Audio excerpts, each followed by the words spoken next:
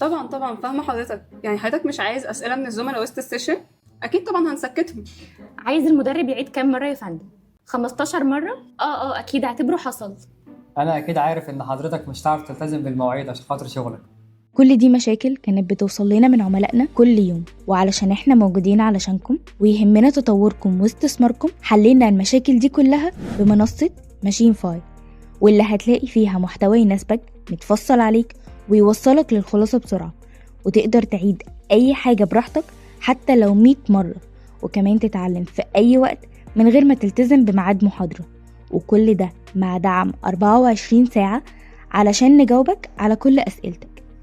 في ماشين فاي احنا مش بنقدم لك كورسات، احنا بنقدم لك رحلة استثمار مدروسة ومناسبة ليك مهما كانت ظروفك والطريقة اللي بتحب تتعلم بيها.